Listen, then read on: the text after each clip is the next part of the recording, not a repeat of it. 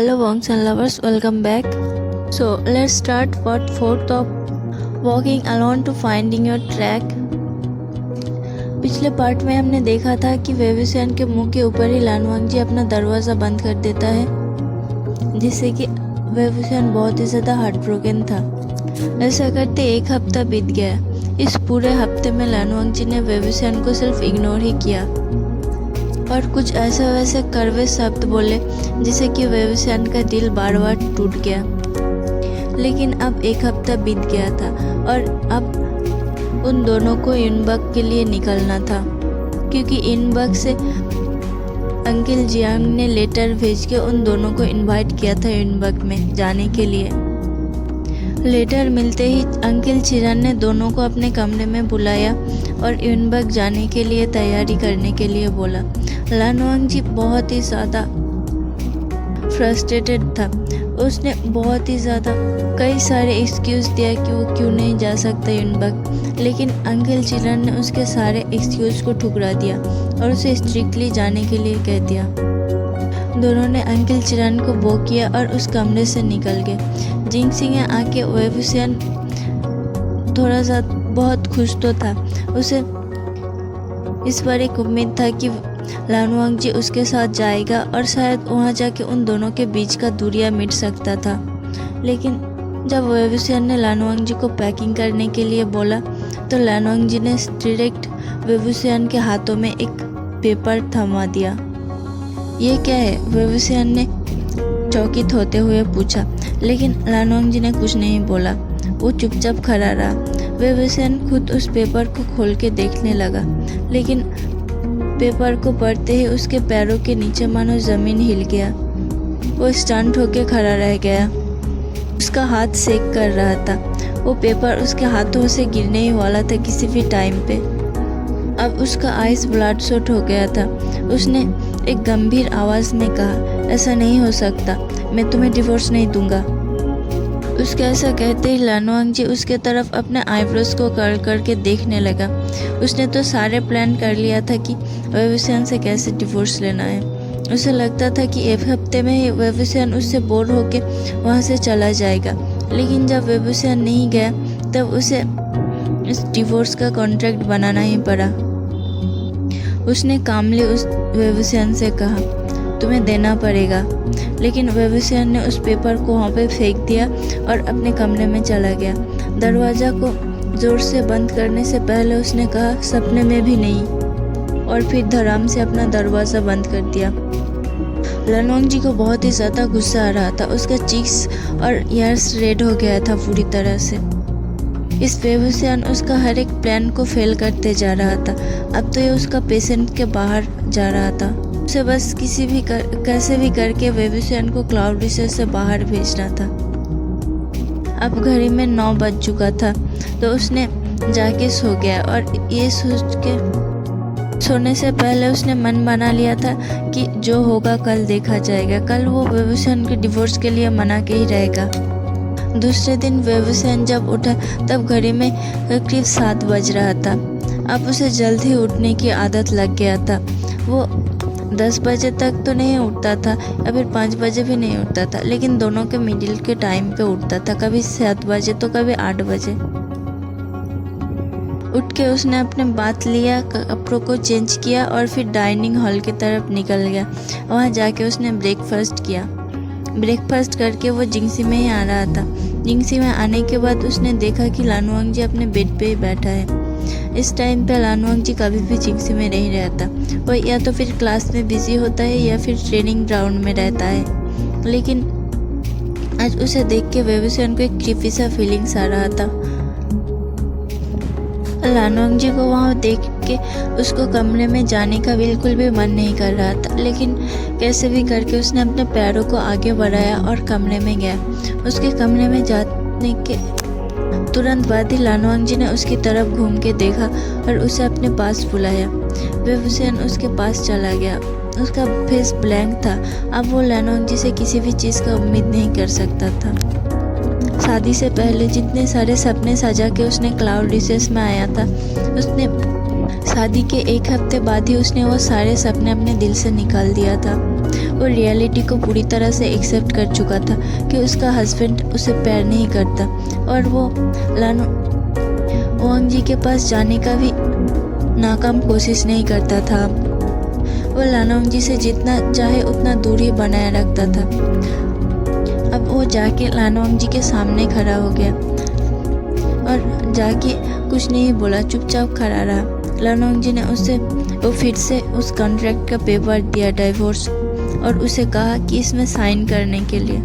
वेबुसेन ने गुस्से में अब उस पेपर को फाड़ दिया और लानोंग जी से कहा, मुझे भी कोई शौक नहीं है तुम्हारा हस्बैंड बने रहने का, लेकिन मेरी मजबूरी है क्योंकि मैं शादी के जैसे पवित्र बंधन को डिसरेस्पेक्ट नहीं कर सकता और मेरी भी कुछ प्रायोरिटीज़ है, मेरी भी फैमिली है, इसलिए मैं तुम्हें डिवोर्स नहीं दूंगा। तुम कान खोल के सुन लो। वेबुसेन उस कमरे से जाने ही वाला था कि लानोंग जी ने उसके कलाई को कस के पकड़ लिया और उसे अपनी तरफ खींच लिया। उसके इस सडन एक्शन से वेबुसेन जाके लानोंग जी के ऊपर गिर गया। लानोंग जी ने तुरंत उन दोनों के पोजीशन को फ्लिप कर दिया और अब लानोंग जी वेबुसेन के ऊपर था। वेबुसेन उसे अपने आप से दूर करने की कोशिश कर रहा था और ये चीज़ लानोंग जी के गुस्से को और भी ज़्यादा बढ़ा रहा था। लानोंग जी ने तुरंत वेबुसेन के दोनों हाथों को अपने एक हाथों में लिया और उसके सिर के ऊपर पिन कर दिया और दूसरे हाथों से उसने वेबुसेन के जॉ को कस के पकड़ लिया, इतना कस के कि वेबुसेन अपने मुंह को भी हिला नहीं पा रहा था। उसके आंखों से आंसू निकलने लगा। वो अपने पैरों से छटपटाने लगा, लेकिन लानोंग जी ने उसके दोनों पैरों को अपने दोनों पैरों के बीच में फंसाकर उसे अपने अंदर पिन कर दिया। वेबुसेन बार बार कह रहा था, छोड़ो मुझे, छोड़ो, लेकिन लानोंग जी उसे छोड़ने के लिए तैयार ही नहीं था। फिर उसके बाद लानोंग जी ने कहा, क्या सोचते हो तुम अपने आप को? हाँ, तुम मुझे डिवोर्स नहीं दोगे? नहीं दोगे तुम मुझे डिवोर्स? औकात क्या है तुम्हारा इस क्लाउड रिसेस में रहने के लिए? औकात क्या है तुम्हारा मेरा हस्बैंड बनने का? क्या हो तुम? एक नौकर का बेटा। और नौकर का बेटा मीन्स नौकर ही तो हो तुम। यहाँ के लग्जरियस लाइफ तुम्हें इतना अच्छा लगा कि तुम मुझे डिवोर्स भी नहीं देना चाहते इसके लिए? ठीक है, डिवोर्स मत दो, लेकिन याद रखना तुम्हें अपने डिसीजन पे हर सेकंड हर मिनट पे रिग्रेट होगा। रिग्रेट करोगे तुम वेबुसेन, रिग्रेट करोगे। ये कह के उसने अपने मुट्ठी वेबुसेन के जॉ पे और भी ज़्यादा गड़ा दिया।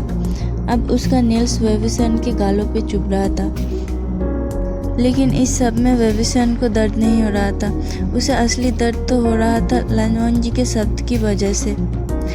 वो नौकर का बेटा जरूर है, उसे अडॉप्ट किया गया था, ये भी सच है, लेकिन आज तक किसी ने भी उसे ऐसी बात नहीं की।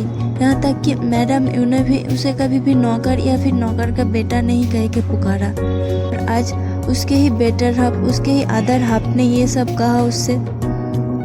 फिर लानोंग जी कहने लगा, ज़मीन पे रह के चाँद को छूने की कोशिश मत करो।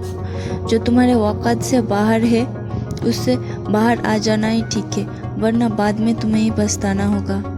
और कितने दिन तुम क्राउड रिसेस में रह सकते हो? तुम्हें लगता है मैं तुम्हारे हर एक एक सेकंड को हेल बना दूंगा यहाँ पे? तुम खुद जाने के लिए बेग करोगे मुझसे।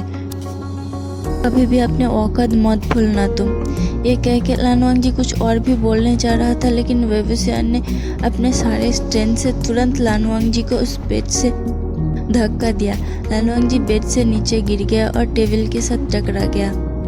उसने अपने आप को स्टडी किया, लेकिन उससे पहले वेबुसेन तुरंत वहाँ बेड से उठ गया और लानोंग जी को एक थप्पड़ मार दिया। वेबुसेन के आंखों में आंसू नहीं था, लेकिन उसके आंखों में कुछ तो ऐसा था जो लानोंग जी को थोड़ा थोड़ा गिल्टी फील करा रहा था। उसने लानोंग जी को पलट के कहा, तरस आता है मुझे लानोंग जी उन सब लोगों पे जो तुम्हें अच्छा इंसान समझते, तुम्हारे तारीफ़ें करता फिरता है। और मुझे तो रिग्रेट उस दिन का हो रहा है जब मैं तो तुम्हें एक अच्छा इंसान समझा था। अब तो तुम्हें देख के मुझे दया आता है। तुम सच में इंसान कहलाने की भी लायक नहीं हो। तुम्हारे ग्लूसू में रूल्स है ना कि सबको एक ही नज़र से देखना पड़ेगा। क्या खास रूल है ये तुम्हारा? तुम इस रूल को फॉलो करते हो? अपने ही हस्बैंड को इंसल्ट करना, उसके फैमिली को इंसल्ट करना, क्या यही तुम्हारा रूल्स है, यही तुम्हारा एथिक्स है? Shame on you Lanwang ji, shame on you. ये कह के उसने दरवाजे को जोर से खोला और दरवाजे के बाहर निकल गया। जैसे जैसे उसका कदम बढ़ता जा रहा था, उसके दिल के बोझ वैसे वैसे बढ़ता जा रहा था। उसने लानवांग जी के सामने तो अपने आप को बहुत ही स्ट्रॉन्ग दिखाने की कोशिश की, लेकिन सच कहे तो तब उसका हार्ट रो रहा था, उसका हार्ट ब्लीडिंग हो रहा था। थोड़ी देर जाके उसने एक ट्री के नीचे बैठ गया और अपने दोनों हाथों में अपने फेस को छुपाते हुए रोने लगा। वो सोच रहा था, वो तो लानवांग जी को इससे पहले जानता भी नहीं था। उसने सिर्फ अपने माँ की वजह से लानवांग जी से शादी की, ना कि किसी दौलत देख के या फिर वो एक प्रिंस है ये देख के उससे शादी ना की। और अगर लानवांग जी इस शादी से भागना ही चाहता था, उसे शादी करना ही नहीं था, तो फिर उसने शादी के लिए हाँ क्यों की? वो भी तो इस शादी से मना कर सकता था ना, अगर उसे शादी करना ही नहीं था। क्या कोई अपने हस्बैंड को ऐसे भी ट्रीट कर सकता है? हर पल उससे शेमफुल वर्ड्स कहना, हार्टफुल वर्ड्स कहना, नीचा दिखाना, इग्नोर करना, क्या इसका मतलब मैरिज होता है?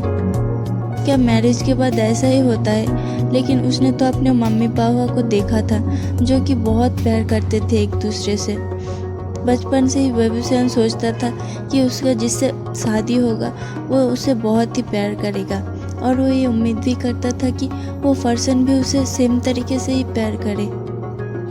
लेकिन मैरिज का मतलब ये सब कुछ भी होता है, वेबुसेन को पता नहीं था। शादी का मतलब होता है जन्म जन्मों तक साथ रहना, लेकिन शादी के एक हफ्ते बाद डिवोर्स भी हो सकता है क्या? यही वो मन में बड़बड़ा रहा था। लेकिन उसे पता नहीं था कि दूर से कोई पर्सन उसे देख रहा था। लैन सिचन तुरंत उसके पास आए और एक कॉन्सर्न वॉइस में पूछा, मास्टर वह क्या हुआ, आप रो क्यों रहे हो? उसे देख के और उसका आवाज़ सुन के वेबुसेन चौंक के उठा। उसने तुरंत अपने आंखों से हार्शली उन आंसुओं को पोंछा और एक फोर्स स्माइल दिया लैन सिचन को। वो उस बात को टालना चाहता था, लेकिन लैन सिचन अपने जिद पे अड़ा हुआ था। उसने जिद पर जिद कर रहा था वेबुसेन के सामने कि वो रो क्यों रहे उसे पूरा बताने के लिए।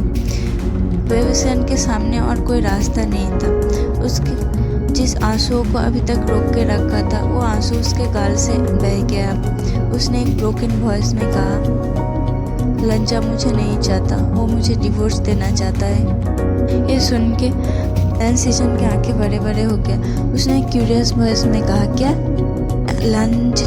वांग जी ने तुम्हें ऐसा बोला?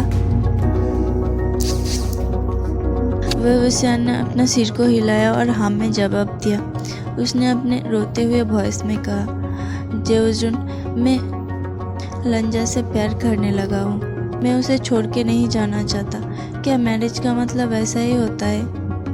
क्या मैरिज का मतलब खुशी नहीं होता? क्या मैरिज का मतलब अपने पार्टनर को रिस्पेक्ट देना और अपने पार्टनर से लव करना नहीं होता? वो एक प्लीडिंग आई से लैन सिचन की तरफ देख रहा था और लैन सिचन से जवाब मांग रहा था। लैन सिचन ने उसके कंधों पे हाथ रखा और कहा, मैं वांग जी से बात करूँगा मास्टर। वेइंग ने कहा, प्लीज़ मुझे वे मास्टर मत बुलाइए जेओजुन।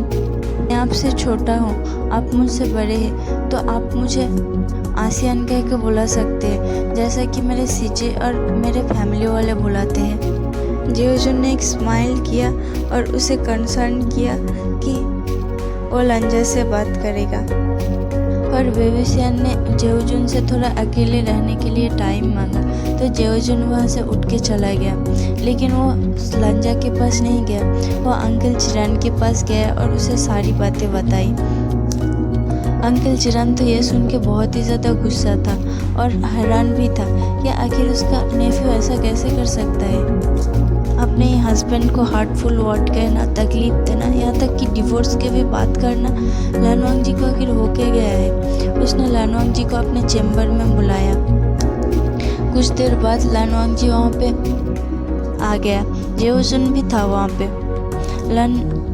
वांगजी ने जाके लान चिरान को बो किया और फिर लान चिरान ने डायरेक्टली लान वांगजी को पूछा, क्या तुमने वेवुसियान से डिवोर्स की बातें किया है वांगजी? वांगजी को थोड़ी देर के लिए चौंक गया, लेकिन बाद में उसने अपने कोल्ड फेस में जवाब दिया, हाँ मैंने किया है, लेकिन उसने मना कर दिया। लान चिरान ने उससे पूछा, वांगजी तुम शादी का मतलब भी जानते हो? तुम तो डिसिप्लिन इंचार्ज हो ना, तो तुम्हें ये पता होगा कि क्या क्या रूल्स है। और शादी से पहले तुम्हें एथिक्स बुक नहीं दिया गया था क्या? अपने हस्बैंड के साथ कैसा बिहेव करते हैं और अपने हस्बैंड को कैसे रखते हैं। ऐसा करके लान चिरान ने लान वांगजी को बहुत समझाने की कोशिश की, लेकिन लांजा का एक ही जवाब था। उसने स्टर्न फेस में कहा, मैं उससे प्यार नहीं करता और उसे अपनी ज़िंदगी में भी नहीं चाहता। अब तो लान चिरान का सवार की बात पूरी तरह से टूट गया था। अब तक वो लांजा को मीठे शब्दों में समझा रहा था, लेकिन अब उसने पास ही के टेबल पे पड़े हुए टी पॉट्स को एक झटके में अपने हाथों से फेंक दिया और गुस्से में लान वांगजी के नाम से उसे चिल्लाने लगा और उसे वार्न किया, ठीक है तुम वेवुसियान से डिवोर्स लेना चाहते हो ना, ले लो, लेकिन याद रखना तुम उसे मेरे मरने के बाद ही डिवोर्स दे पाओगे। तुम्हारे शादी से पहले तुम्हें ऑप्शन दिया गया था, लेकिन फिर भी तुमने हाँ किया। अब तुम्हें अपनी जिम्मेदारी निभाना ही पड़ेगा।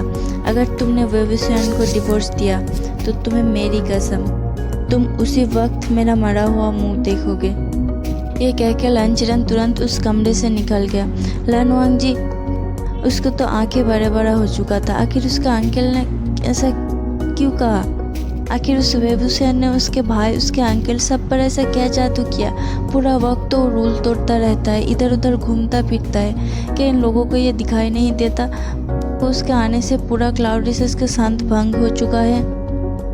और जब उसने डिवोर्स देने की बात की तो उसके अंकल मरने तक तैयार हो गए। अब लान वांगजी के पास कोई और रास्ता नहीं था। तो चलिए फ्रेंड्स, आज के पार्ट को यहीं पे ख़त्म करते हैं। क्या लगता है आगे क्या होगा? क्या वेवुसियान को लान वांगजी डिवोर्स देगा या फिर डिवोर्स नहीं देगा? आपकी क्या राय है प्लीज़ कमेंट में बताना। और अगर वीडियो अच्छा लगा तो प्लीज़ लाइक कर देना और वीडियो को शेयर भी कर देना, और हाँ, मेरे चैनल को सब्सक्राइब भी कर देना। आज के लिए tata and bye bye. Safe and healthy